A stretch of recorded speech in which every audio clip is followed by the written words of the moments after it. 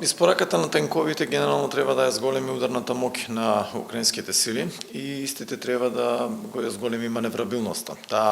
Испораката на тенковите сама по себе, ако ја гледате, е ништожна во однос на тенковите кои што ги има Русија, или за споредбата со кои што тенковите ги има Русија,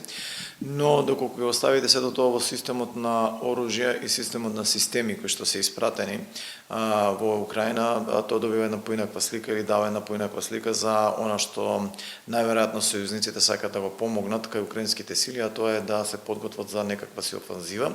или пак да ја спречат офанзивата која што се најавува од страна на Русија. За волја на вистината, ова ги зголемува влоговите или го зголемува ризикот од тоа да ескалира конфликтот, заради тоа што со ова фактички, барем според најавите на Русија, Русија се смета веќе дека НАТО се посериозно директно инволвиран во конфликтот. Во нивниот наратив до душа и веќе неколку месеци тие зборуваат за тоа дека не војуваат со Украина, туку војуваат со НАТО силите и тоа го зборат сите нивни гласноговорници.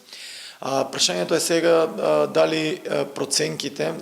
во Вашингтон се дека Русија ќе може да го ескалира конфликтот надвор од територијата на Украина и најверојатно ризикот пресметан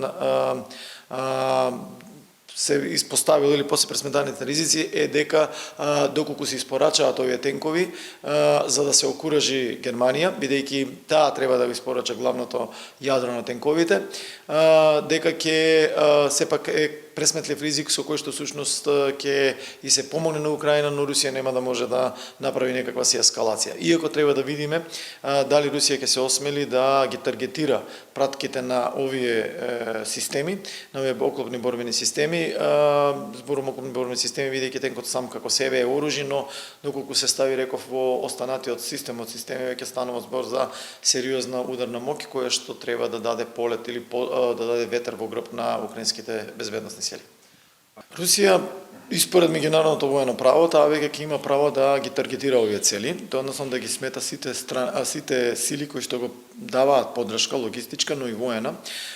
борбена, пред се директна, да ги смета за страни во конфликт. И од тука тоа значи дека според меѓународното воено право тоа ќе бидат легитимни цели за неа. Дали тоа е една работа? Дали таа има капацитет да се справи со тоа и да испорача, односно да действува по овие цели е друга работа, бидејќи тоа најверојатно ќе треба да направат и тие калкулации пресметка што тоа ќе значи како сетбек за нив. Ако ги споредите бројките, Русија се уште е надмакна во однос на тенковите, ќе видите дека оваа бројка на тенкови некаде околу 100 кои што ќе се стави заедно со вкупните